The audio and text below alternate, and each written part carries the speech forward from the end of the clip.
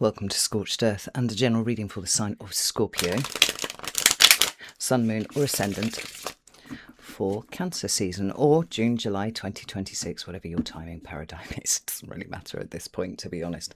I've been digging far too much into time and I'm not sure it was a good idea. Anyhow, I hope you're well. I'm using the 777 deck for you today. Before we begin, if it resonates with you, this what we're about to do here, and you would like to go a little bit deeper, there will be an extended that you can access at the end via the links in the description box below. The first link takes you to Self-I if you just want the standalone extended for this video. But if you want access to more of the extended content that I make, and it is a considerable amount, you might consider coming over to my private community, which is the Order of the Phoenix on the Circle platform. There you can get, obviously, the extended content for all of the signs every month, but you also get access to the weekly energy readings, which are anything from 45 minutes up. I think last week's was an hour and a half, just depending on how intense the energies are. You can come participate in the Deccan Walk, which is proving to be nothing short of life-changing. Got a lot of very positive results coming from that. And if you join at the higher tier, you can come participate in the live classes that we run over there and get access to all of the class recordings for all the classes that we've done for the last 18 months. So if that sounds like it might be of interest to you, those are the two links that you need. Additionally, if you want to book a reading with me, the link for that is also in the description box. And if you would like to study with me, but for whatever reason can't commit to joining the community, then you might be interested in the webinars that I've got for sale. I've taken some of the classes that I've done on Circle and made those recordings available for sale. There's just a handful there at the moment. I may well put some more up, but I've got to kind of dig out the recordings and do all that sort of thing. So anyway, it's all down there in the description box if you need it. So let's have a chat about what we're actually going to do here today. I'm going to move my lighter out of the way. That's a good start. We're going to start off with the very first question, the most important question you can ask yourself in 2026, which is simply, where am I right now? And from there, inspired somewhat by the Deccan Walk, we're going to look at what needs nourishment and emotional investment right now. Maybe a little bit of reciprocity, maybe a little bit of give and take. This could be in any area of life. I've seen it show up predominantly actually in relationships with self this month, and that's, you know, possibly not too much of a surprise given that we also have Mercury in retrograde for the entirety of Cancer season. So we'll look at that, and then from there we'll go to the second most important question that we can ask ourselves in 2026, which is, what is the next step? Where is the next place that I put my foot down? That's all we need to think about. So I hope that's okay for you. This is what I have for you. So let's have a look. Clear the frogs from my throat. Where is Scorpio right now, please? Well, there's the first one out. We've got the 5 of Swords on its side. We've got the Ace of Pentacles in the upright. That's lovely. Oh, one more, please.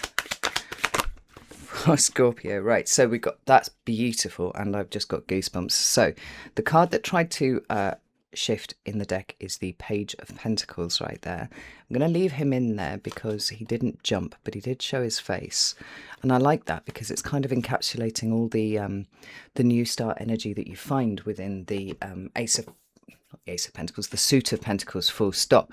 And we also have this companion of a 4 of Pentacles reversed, which is really it's not just speaking to new beginnings here, Scorpio. It's actually talking to profound release at the same time. It's almost like maybe what's actually happening is you investing attention into what needs to just go now. And the thing about the 4 of Pentacles quite often is that is interesting is that we mistakenly believe that what we are kind of clutching onto is what our foundation should be made of, and the 4 of Pentacles is often the observation that that isn't actually the case. And so when we combine it with the other cards that we've got on the table, we can see this huge push that seems to be happening here, very consciously undertaken. Let's have a look and see what's at the bottom of the deck. 10 of Pentacles. Goodness, all this earth energy here. But again, absolutely in alignment with what we're seeing. I love the fact that the Ten of Pentacles is here, because whenever we see a 10, it's really nice if we have a corresponding ace coming thereafter, and you've got that, right? It's in the main set of the cards here. So we've got the ending, the completion, the fulfillment of one particular cycle, and the push towards the beginning of the new. I mean, we might say that you're in that kind of liminal space between cycles at the moment, because you're still working out what to invest in and still working out what to jettison, but maybe this is what starts the new cycle, actually consciously looking to see what needs to be jettisoned in order to honour completions that are happening around you. Now, additionally, on top of that, what we've got is the, let's move that deck out of the way, this Five of Swords here, which is an uncomfortable card, to be honest, but moving through Gemini season, we moved through Deccan's Gemini 1, 2 and 3, which are represented in the minor arcana by the 8, 9 and 10 of swords. And so I don't think anybody really got through Gemini season without having some part of their thinking really tested. And we see it here. I'm delighted to see it here, because the Five of Swords is a card of instability, right? Things are not straightforward whenever we've got a minor arcana 5 showing up. It is by definition kind of chaotic, right? And particularly in this one, we've got questions of things like self-sabotage. We've got these wonky thought patterns that make us feel like we're less than, or make us fear of judgment, give us a fear of judgment, or,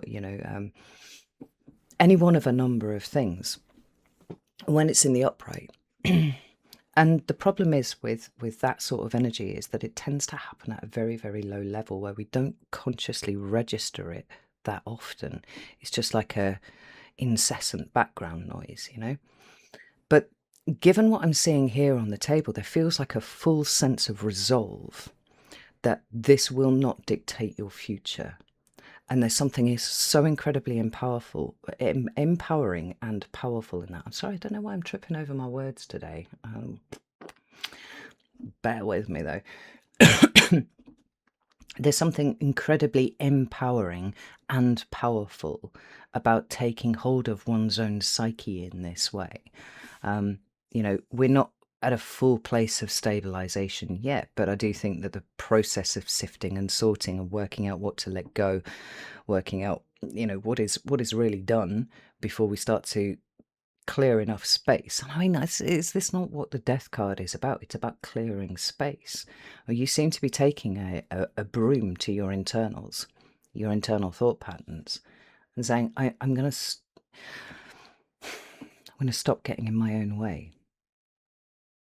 Now, even just that sentence there is indicative of such a shift in your mindset.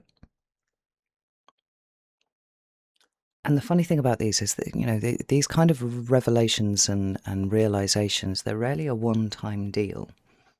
We don't just have an epiphany, some sort of light bulb moment at some point and then go, oh, I'm just completely fixed now. Everything is layered and everything happens in cycles. And so you may have done some work like this 3 years ago, 2 years ago, 1 year ago, but we're back at the same place because it's time to peel the next layer of the onion. We're creating space deeper and deeper and deeper. Now, I think the essence of 2026 is about knocking down false structures, and I think we're seeing a lot of knocking down going on out there, right? But it's less to do with the material structures that are outside of us and more about the internal structures where we find our stability and security, where we find our power, where we find our safety, in fact. And although this is maybe not a word that comes up too often for Scorpios, I think safety is actually really, really important to you. And I think that is the reason why you've always thought so far ahead, trying to see where the ambushes were. Anything that makes you unsafe, then avoided before you get there. There's a totally different sort of mindset that is working through these cards right here, or working through this energy represented by the cards at least.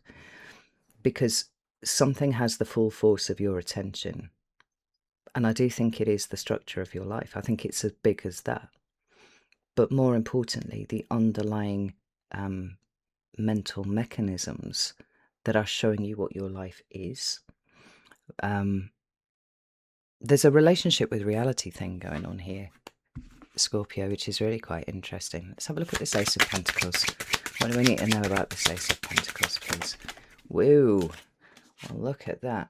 Queen of Swords, Two of Swords, Ten of Swords. I'm going to take that as absolute confirmation of what I've just been saying. For me, the Ten of Swords, not only in the same way as the Ten of Pentacles does, represents a completion, but for me, it's about challenging belief systems. It's about challenging the underpinning mental mechanisms of how you decode reality around you and what your place is in, all that is in it, and all that sort of thing. I've often described the Ten of Swords as a recognition of the limits of your cognition, which is to say, realizing that something that you believe, something that you think, something that you have mistaken as fact and therefore is intractable is actually anything but. There's a high degree of plasticity in everything, and you seem to be working that out. Now, we've got the Queen of Swords here, who is a ruthless companion in seeking out the truth for things. And Scorpio particularly, you are a sign who is interested in truth. By almost head on hitting these Two of Swords and going, right, well, what is being obscured here? What has been hidden here? What have I not been looking at? What have I been pretending not to know? That's a really powerful question to ask oneself. And the Ten of Swords there, like, actually bringing the goods. It's been bearing fruit. There are things coming up to the surface here that are stabilizing what has been wonky. It's not complete yet, but it's definitely on its way. And like I said, it's got the full force of your attention right now. Now, the extent to which, like some sort of psychedelic trip, life can shift and change in front of you, just simply when your perspective alters, is extraordinary. It's completely extraordinary, not something I would have believed in my earlier life, but I've witnessed it happen. Not just in myself, but in other people too. Contextual reframing helps a lot. But noticing what you are not seeing, noticing what you choose not to see, noticing your shadow sometimes, these can be powerful things. And when I'm talking about your shadow, and here's where I think it's most specifically relevant for you, Scorpio. It's not about digging around in the dustbin of our psyche and going, well, let's see, what awful things I've put in here that I don't want to feel. We're also talking about the gold. We're talking about the ways in which you shine with a kind of brilliance that was threatening at one point in your life. Where all the things that are good and wonderful and true have been misinterpreted by you over the years and cast into the bin because it made you less acceptable. I feel like the challenge to the belief system is this idea that you need to be small, that you need to be hidden, that you need to be shrouded in shadow so that you can be safe. This is speaking to a shift in a paradigm that says that actually I don't need that. I think it's fascinating that Scorpio is the one sign that is given to have three states. The lowest state being the Scorpion, evolving then into the eagle, and then further evolving from that place into the phoenix. No other sign has that level of evolution baked into its archetype. You do. And so we're not just sort of, shedding an exoskeleton here so that your scorpion can get a little bit bigger. What we're doing here is either moving, I'm inclined to feel it's less moving from scorpion to eagle and more eagle to phoenix. Because there's something that's shining very, very brightly off these cards, and I can't even explain to you how I'm seeing it, but I am seeing it. And this refusal to keeping yourself small, kicking yourself down, avoiding experiencing certain things because of the capacity for for pain, and more of some sort of internal revolution on the idea that actually you want to experience everything. There's something so fundamental about that shift, Scorpio. I'm actually kind of staggered, and there is something inherently Phoenix-like about it, because there's Phoenixes don't just they're not bog dwellers, my friends. They are not bog dwellers. They're up in the fucking sky where everybody can see them, flaming brightly. This is fucking profound.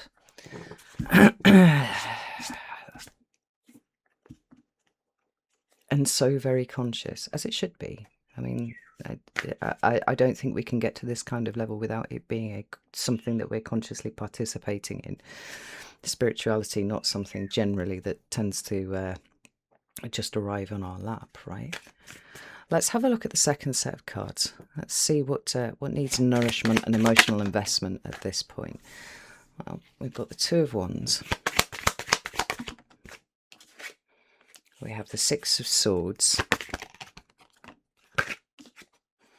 And we have the Queen of Swords again with the Ten of Cups at the bottom of the deck. This is the third 10. I've come out in goosebumps all over, Scorpio. Like, down my legs, up my arms. Ah. So overstimulating, I can't fucking tell you. Right. This is the third 10 in a row that you've had show up. Ten of Swords. Is it the third 10? I just made that up. Oh, yeah. No.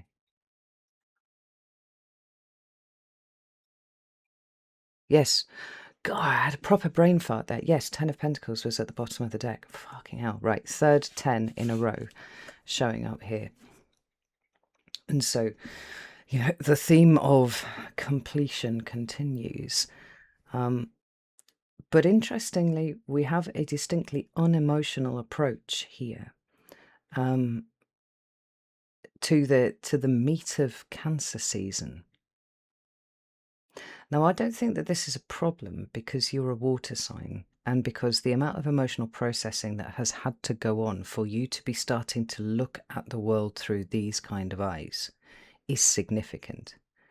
But again, I would remind you that Mercury will be in retrograde for the entirety of Cancer season, so there is an opportunity here to go back over what we have already established and just check it for integrity, right? Make sure that it's strong.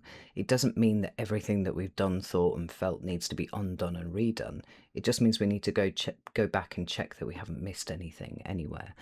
And so, rather than this being necessarily focused on either your emotional state or relationships that are in front of you, or even to some degree these states of reciprocity that I was talking about at the beginning, it feels like there's more of an opportunity here to nestle in a state and give yourself an opportunity to accustom to being in this space. Now, I'm recording this in June, and this is the last quiet point of the year, really. We've got Jupiter moving into Leo, which is going to square you from the 30th of June. And then we have a massive increase in volume happening across the Leo-Aquarius axis that starts in July. We'll have the nodes moving into North Node Aquarius, South Node Leo. Those are going to square you too. There's going to be a solar eclipse in Leo. That will square you. We have Pluto in Aquarius, which is also squaring you. Now, obviously, all this is happening by house. It isn't necessarily exact by degree, but certainly the house itself is undergoing a lot of friction from the Leo-Aquarius axis. And I do wonder if, at least for the first part of Cancer season, that there's a kind of hunkering down and laying low energy here for you. The Six of Swords, I'm delighted to see, because we've got a transition from here to here, which implies to me that certainly this level of work is done here. But you'll notice that the Queen of Swords is standing here. She's not exactly blocking the way. I mean, she seemed to be initiating from here. She's not exactly blocking the way, but she is kind of commanding your attention and saying, just wait here a minute, Scorpio. Just make sure that you understand everything. And it's not from an emotional perspective, interestingly. There may be a little bit more in the way of analysis of emotions that are coming up for you here, rather than actually, vibrating with feeling them all and then, purging them out.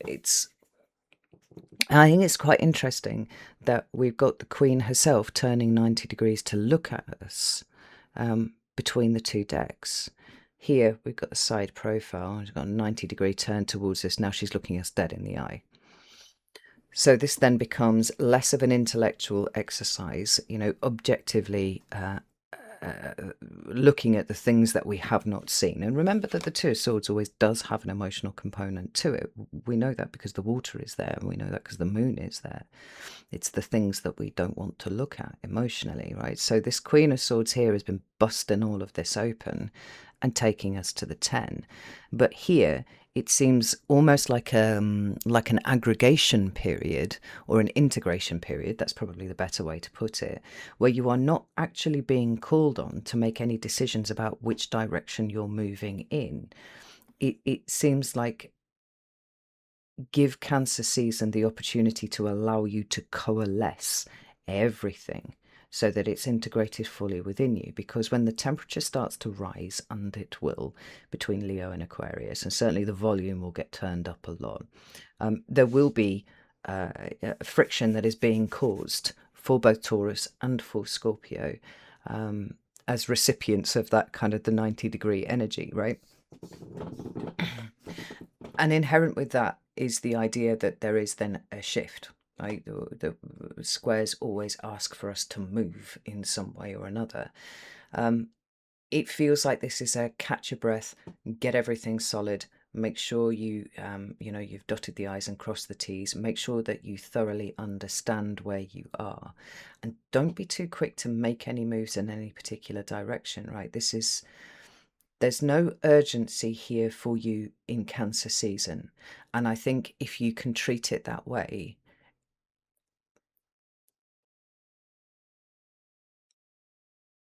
interesting, then I think that will be helpful for you, because it seems like the dominant emotional energy is actually less about the way that you're feeling it, which is interesting because you're Scorpio, right? And everything gets felt on a very, very deep level with you, deepest part of the zodiac. It seems to be on everybody else. Now, what's underneath here? 8 of Pentacles. Yeah.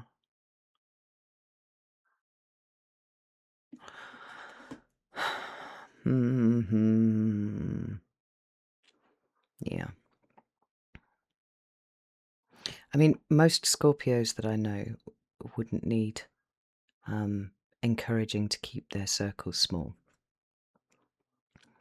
It's something that you do naturally anyway, right? You've got your inner circle, and then you've got everybody else.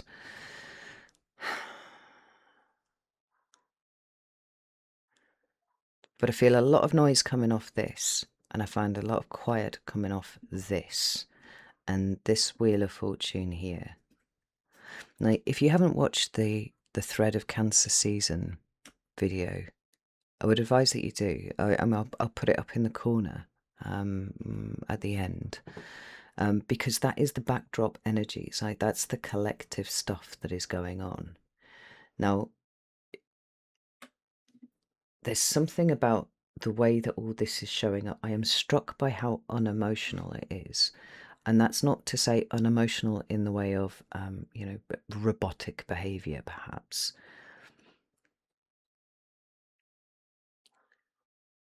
But it feels like there's much more energy on the processing here, and the processing of other people's emotions, than there is of your own, because you don't need to do that at this point, right? There's a lot here that feels like intellectual exercises when you're looking at the responses of the collective and going, wow, okay. Now, I don't think it's that this month you have to be a silent witness to everything, but I think that's probably how it's going to play out for you. You know, the Eight of Pentacles suggests that you're going to have plenty to keep you occupied in terms of allowing all of this to coalesce and synthesize inside of you to create that nice firm foundation.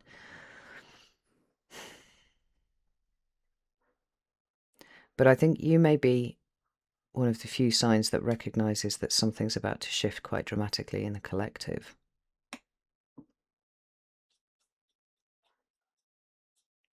And rather than there being a sense of you bracing for impact, because that's not what's happening here, it's you taking the time to make sure that your foundation is secure.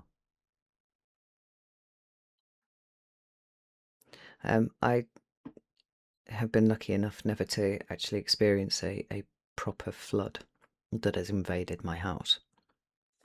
But I've seen many videos of such things over the years. And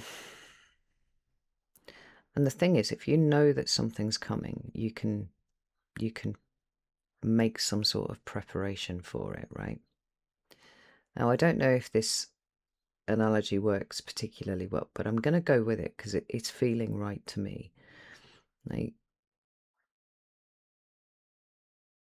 you have, for whatever reason, advance warning that a flood is going to happen, and you go out and you get barriers and you get sandbags and you move things off the first floor, off the ground floor up to the first floor. But you take the time while everybody else is busy with things that feel a little less important. I'll be honest, Scorpio. You're spending the time stacking the sandbags around your property, around your house. This quiet, objective version of you. And I think Scorpios are highly strategic anyway, right? Mars in Scorpio is big on strategy and planning things in advance and whatnot, right?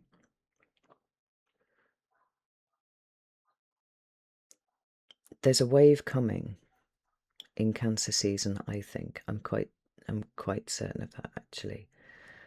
And I think those who've been blundering around with their hands over their eyes and their fingers in their ears, not simultaneously, obviously, going la la la la, I can't hear anything, have quite literally missed the boat in terms of having the time to prepare. Now, I'm speaking metaphorically, I'm not speaking literally at this point.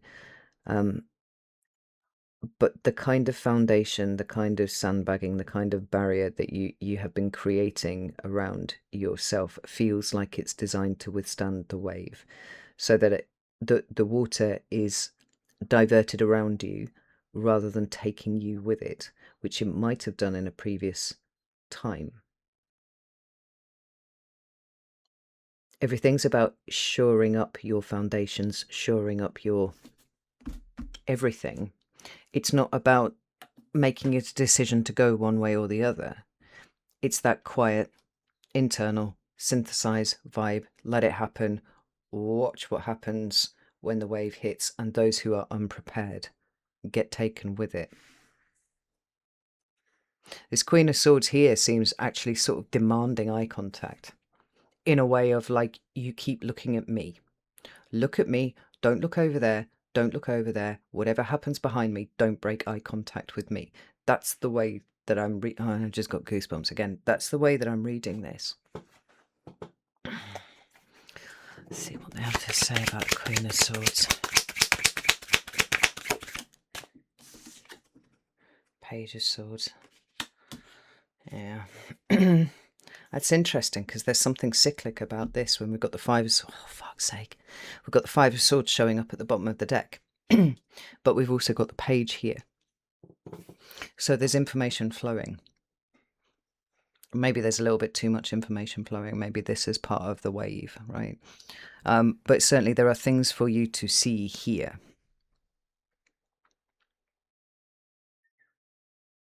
But not yet. It's like, don't be swept up by everything.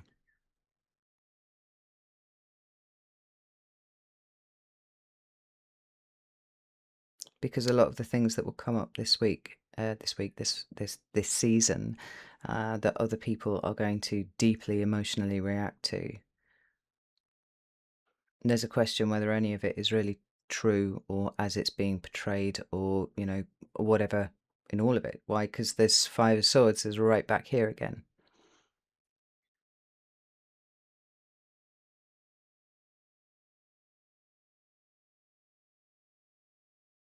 And even down to the placements of the swords, you see we've got these 2 swords in the sand here, and then these 3 swords in the sand here. It's sort of riffing back off the work that you've done here on yourself. 2 of Swords, we've got it here, but the 2 of Swords is actually acting as the gateway to the 3 in this case. And what I'm seeing is those people who haven't taken the time to examine their 2 of Swords are going to end up experiencing the 3 in a big way. And that's not your path, Scorpio. That's not for you to do. It's for you to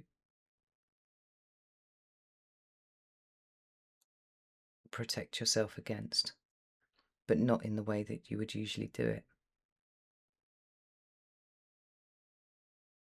I love this. There's a whole new level of objectivity that's surfacing in you, Scorpio, and it really does feel like you've been calling a lot of your own bullshit out. And by that I don't mean, stupid things that you thought or something like that. I mean the kind of bullshit that we all carry around in our heads, which is I can't, I don't know, I can't do it, I don't know how to do it, I'm scared, I'm frightened, I'm going to do anything in my power to avoid this sort of situation. This kind of internal narrative that's constantly going on and making decisions for us before we've consciously decided even that there's a decision to be made. Like the subconscious has already made it and it's veering us off in this direction instead. Like there's something really fucking solid about the way that you're showing up this month, in Cancer season, Scorpio. And you don't have to choose it. You don't have to... you're not presented with a binary of options. Do you go this way or this way? It's like, no, you plant yourself just now and you keep staring at that Queen of Swords. Don't break eye contact. That's something you can do, Scorpio, and you've got to just let this wave go. And when the waters recede, there will be much of interest. And I dare say, much for you to do, actually. So, what is the next step for Scorpio? 5 of Wands on its side. Okay, so we have the World reversed, we have the Page of Pentacles, and we have the Tower. Fucking hell. Right. There's something kind of philosophical about this. Oh, fuck me. Will you stop? I just got goosebumps again. There's kind of a philosophical take here. I don't know if it's philosophical or whether it's spiritual. It's just fucking your higher self just tapping on your shoulder and being like, this has to happen. It's not that the planets are forcing anything, because the planets simply reflect back to us the scope of what is occurring. It's its own narrative up there. And no more than we think a narrator is actually creating the story as he goes. He's simply narrating what's happening. Like, the planets aren't creating this either. They're simply reflecting.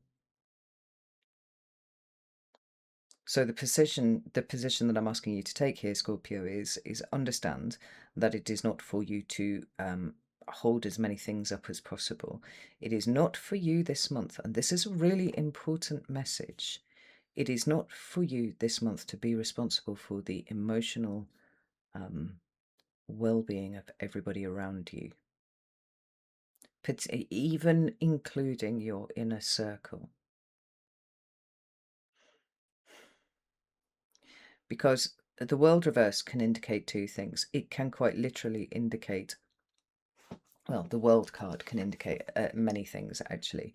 It can represent people en masse, like quite literally the world, humanity, all that sort of thing, right?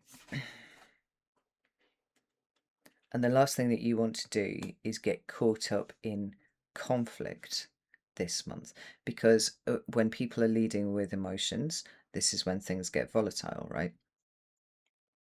There's no room for reason or fact or any of those kind of things, and you are very much vibing in that space this season. Rightly so. This is the correct thing for you to do.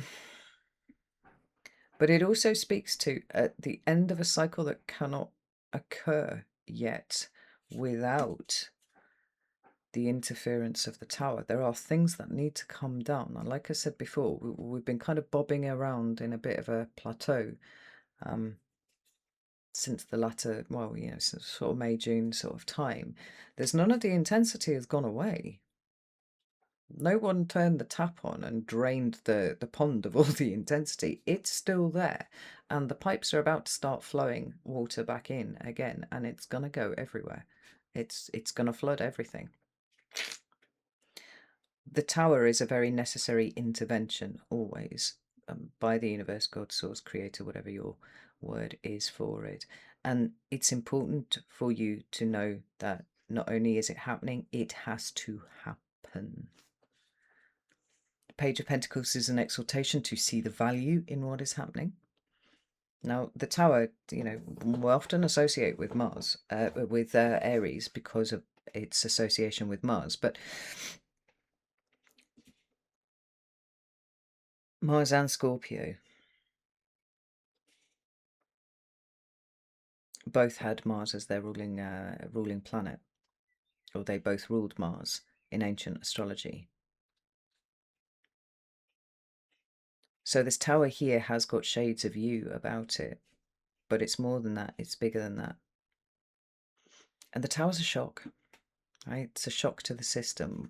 However it happens, whether it happens to one person or it happens to 1 million people, it is still a shock. And I think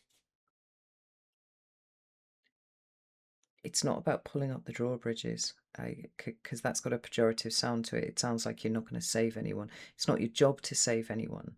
It's your job to save yourself this season. But understand the value of what is occurring, and don't allow yourself to be pulled into supposition, or even too much in the way of conversation, or and definitely not emotional processing on behalf of other people. That's not your job. Whatever happens, you don't break eye contact with the Queen of Swords. She has turned to face you, and she's asking you to keep looking. You don't move, you don't need to do anything at all until Leo season. I think I said in the thread of the Cancer season video that there were a lot of things that were going to happen during Cancer season that were quite literally just going to have to be walked back. And I mean, that's the best case scenario. The worst case scenario is that people don't walk it back and they double down on stuff. Either way, you don't want to be caught in those floodwaters anywhere. Keep your powder dry, but most importantly, keep your feet dry, Scorpio. Because this strength energy here is about expansion. It's about personal growth. Something's growing within you because you're giving it the time to do it without overwatering the shit out of it, Oh, well, that's very interesting. So I'm going to leave it here. I'm going to go over to the extended. If you would like to join me over there, you are very welcome to do so. You can do that on Selfie. You can do that on Circle. I would actually be delighted to see you in either place.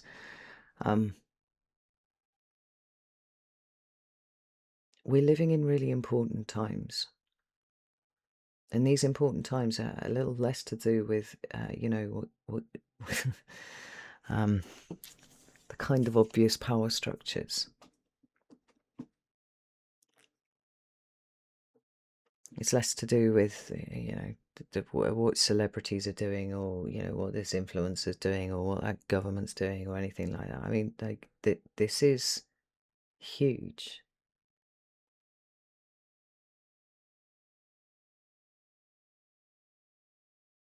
We are literally straddling two worlds at this point, and I do think from Cancer season onwards we're going to start to see where that straddling actually has been illusory, that normality is never going to return. It hasn't been there for a long time anyway. And the new world is here, whatever that looks like.